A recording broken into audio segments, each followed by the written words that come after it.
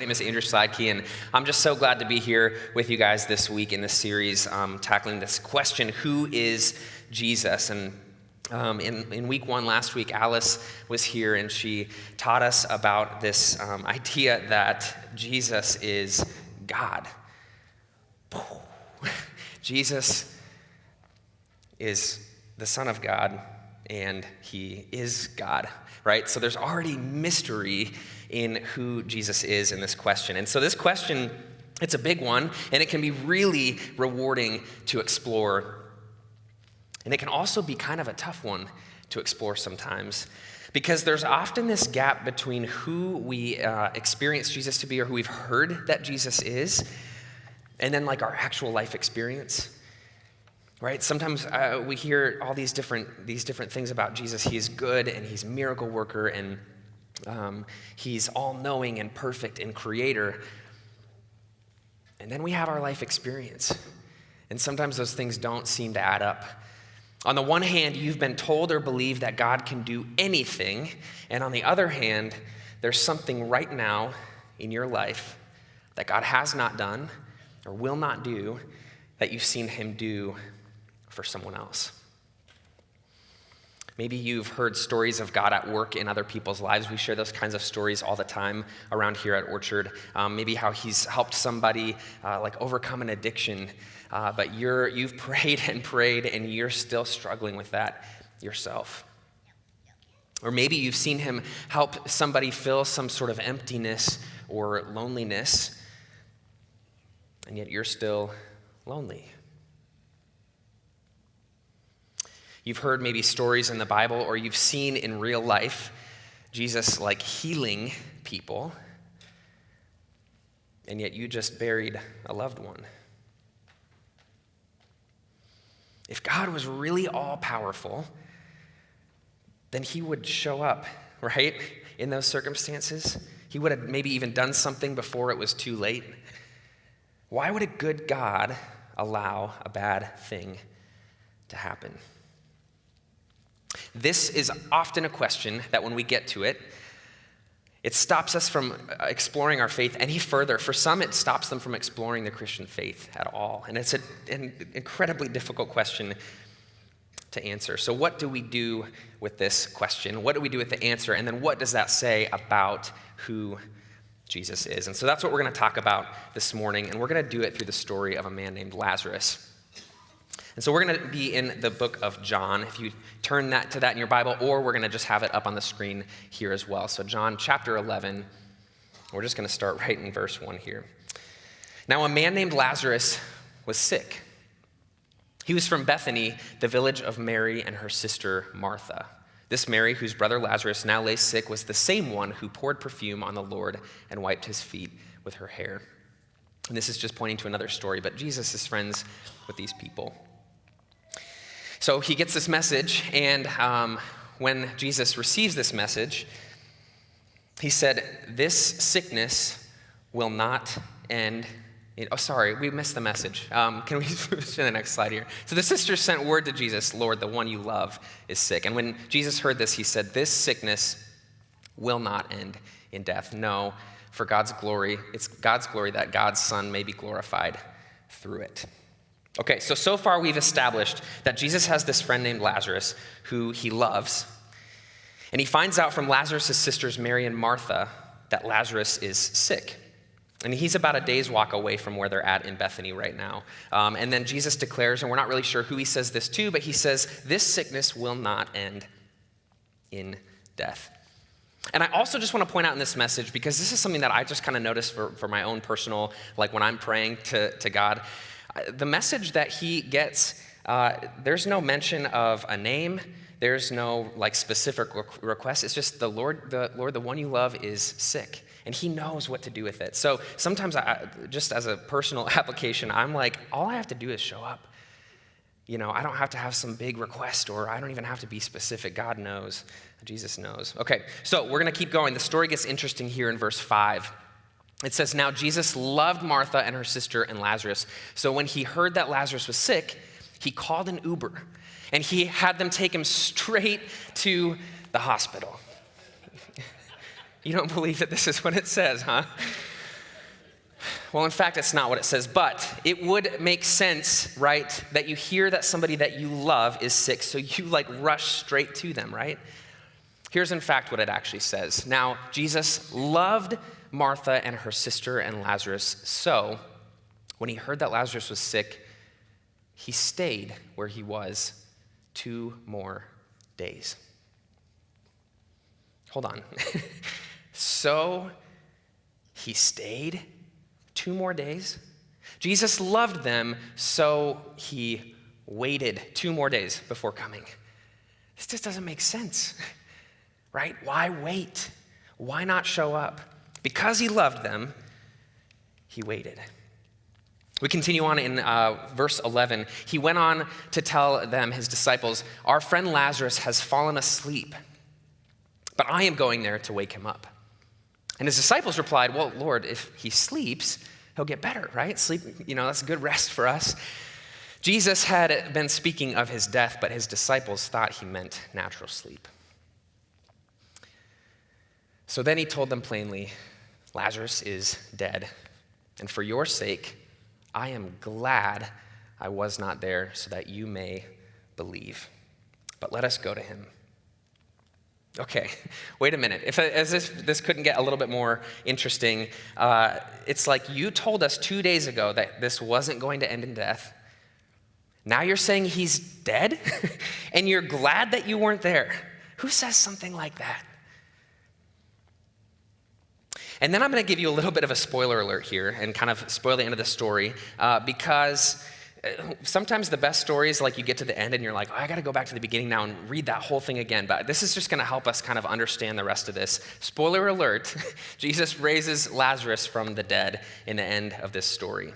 So he knows what's going to happen in the end. And it's probably why he chose the word sleep, because what the disciples understand as death, as final, Jesus understands differently. He knows that this is a temporary state that Lazarus is in. And so in a way, a weird way, he's glad that people believe Lazarus to be dead because they're about to be given new grounds for believing. We continue on.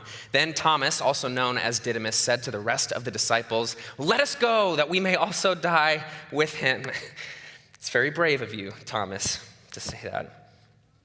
On his arrival, Jesus found that Lazarus had already been in the tomb for 4 days. And I'm going to just give a little bit of history here too. Jewish tradition at the time had taught that the soul kind of hovers over a dead body for 3 days before it finally leaves on the 4th. And so although this isn't something that's really taught in the Bible, this was part of the culture. And the significance here is if this is what people at the time believed, Jesus made sure that he waited until the 4th day so that people would know for a fact that Lazarus was truly dead before he did what he was about to do. Verse 18, now Bethany was less than 2 miles from Jerusalem, and many Jews had come to Martha and Mary to comfort them in the loss of their brother. So we've got a crowd forming here. And when Martha heard that Jesus was coming, she went out to meet him, but Mary stayed at home. So Martha goes out and meets Jesus and says, "Lord, if you had been there, my brother would not have died." She's angry, right? She's sad, she's upset, she's hurt. I want to note that she still calls him Lord. Even though he didn't save her brother, she still believes he could have saved her brother. And this actually probably gives her even more reason to be angry with him. She knows he could have done something. It also shows me that you can be angry and still have faith or believe. She continues this faith by saying, "But I know that even now God will give you whatever you ask." And Jesus said to her, "Your brother will rise again." Martha answered back to this, "Well, I know that he'll rise again in the resurrection on the last day." It's like she's saying, "I know my theology. I get it. But that's not really where I'm at right now. I'm actually grieving the loss of my brother. I wanted you to get here sooner so that we didn't have to wait for a last day." And then Jesus says something that literally changes everything. Jesus said to her, I am the resurrection and the life. It's like Martha's saying, I know he'll rise on the last day. And Jesus is saying, well, that's now. In fact, that's me. He continues and says, the one who believes in me will live, even though they die. And whoever lives by believing in me will never die. Do you believe this? Just like Jesus had said previously that Lazarus wouldn't die, but he did, he's saying you will physically die, but spiritually you won't. Again, we've got this mystery happening here, right? So she says back to him, yes, Lord, I believe that you are the Messiah, the Son of God, who is to come into the world. And after she said this, she went back and called her sister Mary aside and said, the teacher is here and is asking for you.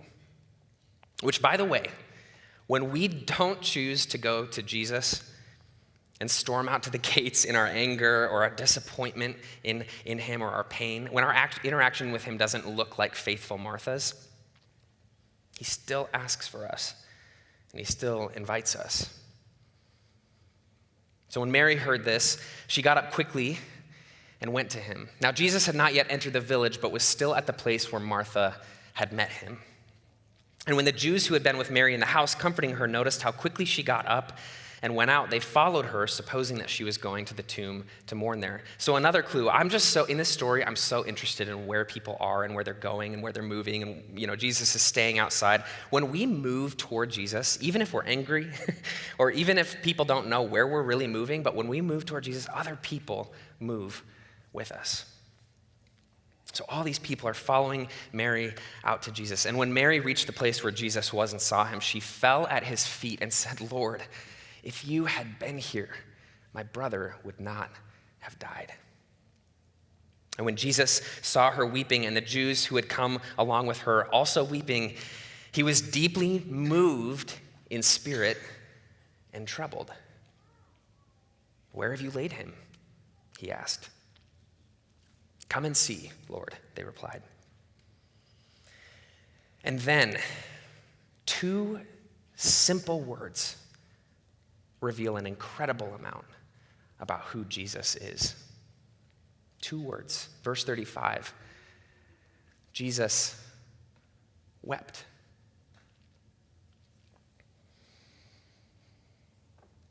Remember at the beginning of this story, Jesus said this was not going to end in death. In fact, he said he was glad he wasn't there to heal Lazarus because raising him from the dead would be new grounds for people's belief in who he was. Jesus knows what's going to happen in the end, right? And he has every reason to just be like, okay, well, wait, don't cry. Don't be sad. Just wait and see what's about to happen. But he doesn't. Instead, he sits with Mary and all of these friends of Lazarus who are deeply saddened by their friend's death. And he weeps. He grieves. He mourns.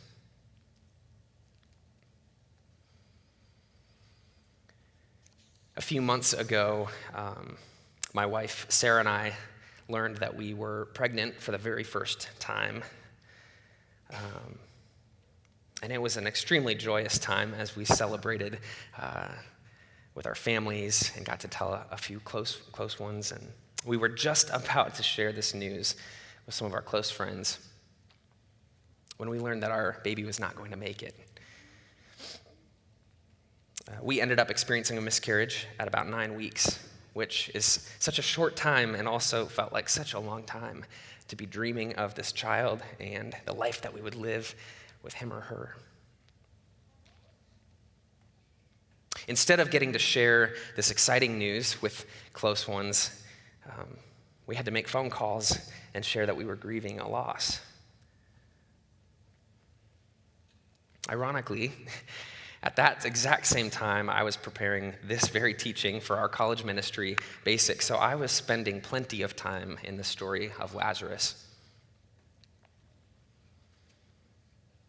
And I could not have felt closer to Mary and Martha. We were asking all kinds of questions. We were deeply saddened. We were angry, expressed our disappointment. It was extremely hard not to wonder why, after we've prayed for this baby, we've been so expectant, would this good God, who we are so confident loves us, allow something like this to happen? And having read this story, knowing this, it's not going to end in death, it gave us a little bit of hope, but it was difficult, and it still is difficult to find hope in that sometimes, that this long-term thing, someday, far from now, we will meet that baby. And so I couldn't be more thankful for those two words. Jesus wept. Who is Jesus? He's a lot of things. Jesus is our friend. Jesus is your friend. Sarah and I felt Jesus with us through people who reached out to us, who showed up at our house, sent us a message, cried with us, just sat and listened. We found Jesus to be our friend just in each other and our relationship with each other. I mean, as we're grieving this, loss of a child or loss of dreams that are to come, loss of security, will this happen again? Did we do something wrong? We had people who were walking alongside us the whole way. And so here we have in this story this beautiful picture, this God of the universe, huge God, a mystery who we cannot understand, who is so big, who's the author of the beginning and the middle and the end and the creator of everything we see. And he doesn't just say, wait, just wait, don't be sad. Look where we're going. In fact, he doesn't say anything at all. He weeps with us. It's a beautiful picture. That said, if you're anything like me and you ask questions in your head, you might be asking, well, why even get to the point where we're weeping if this could have been prevented? And if you're asking that question, you are absolutely not alone. In fact, in the next few verses, there are people who are here asking the exact same thing. We continue the story in verse 36. Then the Jews said, "See how he loved him." But some of them said, "Could not he who opened the eyes of the blind man have kept this man from dying?" Jesus, once more deeply moved, came to the tomb, and it was a cave with a stone laid across the entrance. "Take away the stone," he said, as if he couldn't have done that himself. "But Lord," said Martha, the sister of the dead man, "by this time there's this bad odor because he's been here for 4 days." Then Jesus said, "Did I not tell you that if you believe, you will see the glory of God?" So they took away the stone. Then Jesus looked up and said, "Father, I thank you that you have heard me. I knew that you always hear me, but I said this for the benefit of the people standing here, that they may believe that you sent me." So Jesus is having this conversation with his Father, basically saying, look, you and I are so closely connected, and we know that. But I want everyone else here to know that too, so that when I do what I'm about to do, all of the questions and doubts that these people have get answered in me. And when he said this, Jesus called in a loud voice, Lazarus, come out. And the dead man came out, his hands and feet wrapped with strips of linen and a cloth around his face. You can imagine the people in the crowd just like astonished. So Jesus said, go on, take off the grave clothes and let him go. I told you what was going to happen, and it still is amazing.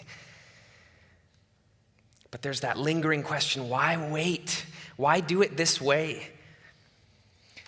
And I think that there was something about Jesus' character. There was something about his character that they would not see if he had shown up at the sickbed. He had to show up at the tomb. Like he needed to show them his power. They needed to see his power in a way they had never seen before. They had seen him healing people. They had seen healing. But Jesus did not just come to heal. Jesus showed up at exactly the point in time where he knew the biggest impact would come. This is actually like the most incredible miracle Jesus ever performed, aside, of course, from his own resurrection. In fact, this miracle is like the launch point for people who are like, we're out to get Jesus. We want Jesus dead. Little do they know, he has actually already conquered death. This is new. This is new for people. This is new about who Jesus is. I also want to be, as we explore this question, I want to be incredibly clear, and I want you to hear me on this. I do not believe that God causes bad things to happen. And I also don't believe that he intentionally allows something bad to happen at random just to test us or just as a punishment. I think we get this wrong and we negotiate like, well, maybe we did something wrong in our faith. I didn't have enough faith, so this bad thing happened. That's not how it works. And this story is really clear about this. I mean, this story could have been about Jesus raising any old person back from the dead. But John was very clear in his writing to tell us that this was a person that Jesus loved deeply. It wasn't easy for him to let this happen either. It troubled him. He was deeply moved to the point of weeping. He didn't just wait and test Martha to see, let me just test Martha on this one, because maybe if this happens again in the future, she'll be a little bit stronger. It's not saying that at all. He waited because people didn't need to see another miracle that he could do. They needed to see who he was, life itself.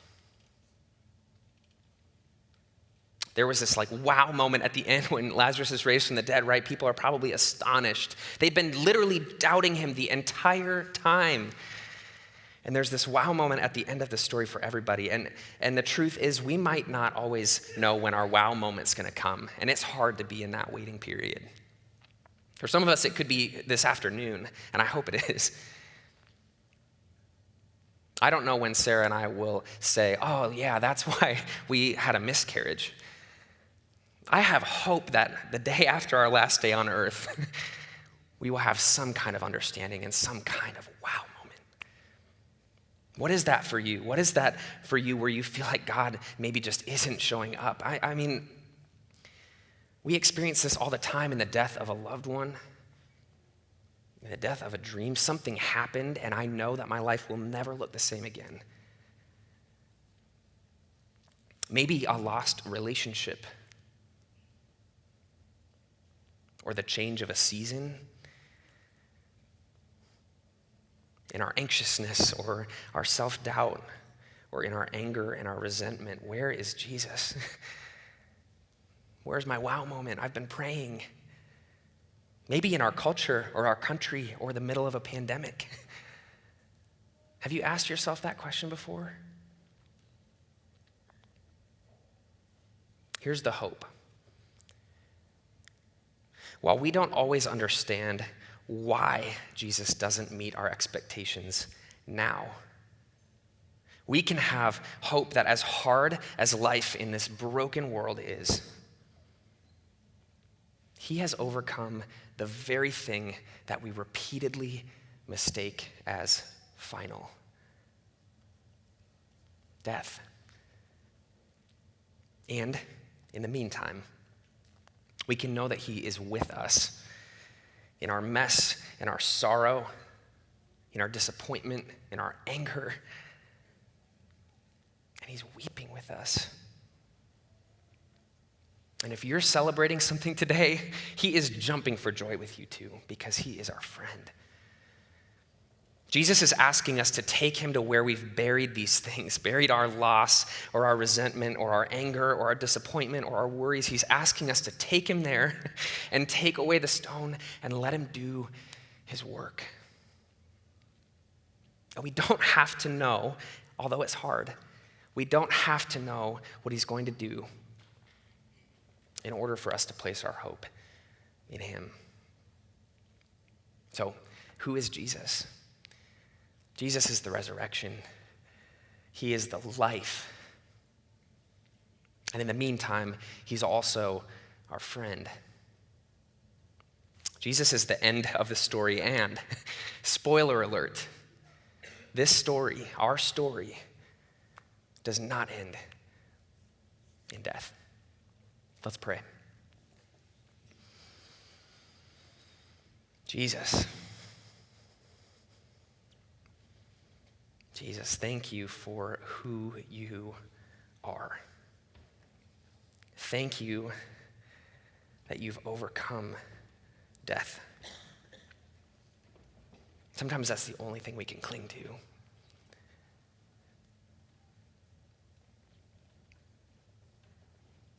Sometimes we're angry or confused or upset. God, why did this happen?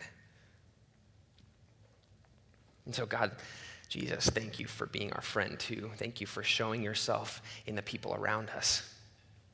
Thank you for helping us feel not alone.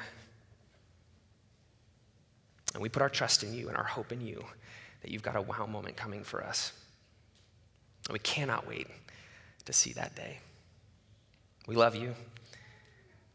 We pray this in Jesus' name. Amen.